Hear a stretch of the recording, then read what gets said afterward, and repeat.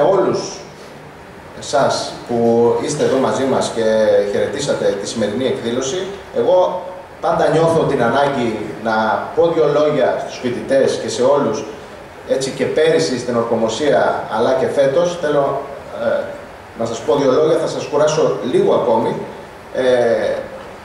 αλλά νιώθω την ανάγκη να πω για το τμήμα μας, συγκεκριμένα για το τμήμα μας, μερικά πράγματα, γιατί η Ορκομοσία είναι και μια ευκαιρία απολογισμού, έτσι, μικρού απολογισμού της χρονιάς, τι κάναμε, τι πετύχαμε φέτος, και είμαι υπέρ αυτής της διαδικασίας.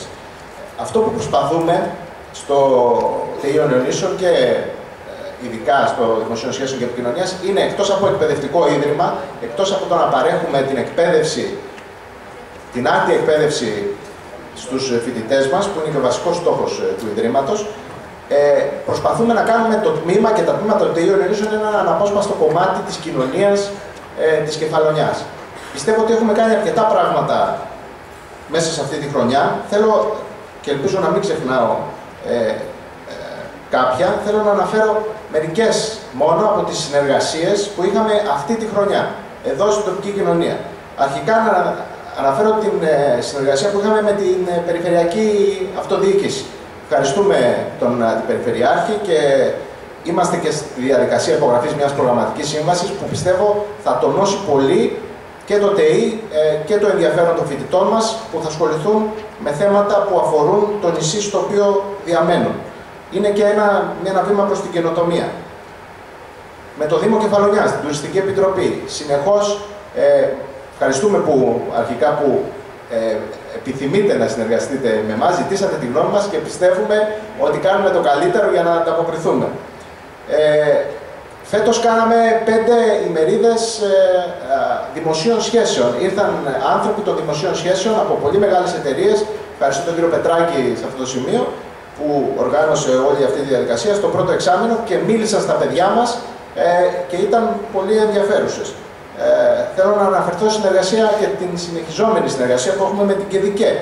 Τον κύριο Κωνσταντάκη που δεν μπόρεσε να είναι μαζί μας σήμερα και με όλους τους ανθρώπους εκεί, τους ευχαριστούμε και με την ευκαιρία να πω και ένα μεγάλο ευχαριστώ στους ανθρώπους του θεάτρου που τους ξεχνάμε αλλά μας βοηθάνε πάντα σε όλες τις εκδηλώσεις και προσπαθούν για το καλύτερο. Να αναφερθώ επίσης πολύ σύντομα στο ΕΒΕΚΙ, στην επάσμωση λεφτών, με πολλούς ανθρώπους των γραμμάτων. Προχθές διοργανώθηκε μια ημερίδα εδώ για το χιούμορ και τη σάτυρα. Να αναφερθώ στον Ιατρικό Σύλλογο, στο ΤΕΕ. Έχουμε συνεργασίες και προσπαθούμε να έχουμε συνεργασίες με όλους τους φορείς της πόλης μας, του νησιού μας και γενικά όποιος ζητάει τη βοήθειά μας προσπαθούμε να είμαστε εκεί. Επίσης θέλω, και δεν πρέπει να το ξεχνάμε ποτέ, γιατί μέσα από τη συνεργασία πάμε πιο μπροστά, έχουμε εξαιρετική συνεργασία όλα τα τμήματα του ΤΕΙ Νεωνίσων. Οι προϊστάμενοι είναι εδώ αυτή τη στιγμή, ο κ. Μπούκας και ο κ. Πολυκαλάς, σας βλέπω. Έχουμε εξαιρετική συνεργασία. Το ένα τμήμα προσπαθεί να βοηθήσει το άλλο, κάτι το οποίο θεωρώ εξαιρετικό και από τα αποτελέσματα φαίνονται. Να μην ξεχάσω να αναφερθώ και στους καθηγητές και στο διοικητικό προσωπικό. Δεν μπορούμε να λειτουργήσουμε. Οι καθηγητές μας είναι η ψυχή όλου του οργανισμού. Ευχαριστούμε, θέλω να τους ευχαριστήσω και από εδώ.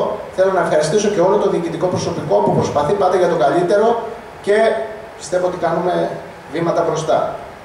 Φέτος, εκτός από το InfoKiosk και την εφαρμογή πληροφόρησης που όλοι ξέρετε, στα παιδιά αναφέρομαι, που έχουμε στο τμήμα, αρχίσαμε και αρχίζουμε δειλά-δειλά και τη λειτουργία ενός web radio, ενός ραδιοφωνικού σταθμού, που θα είναι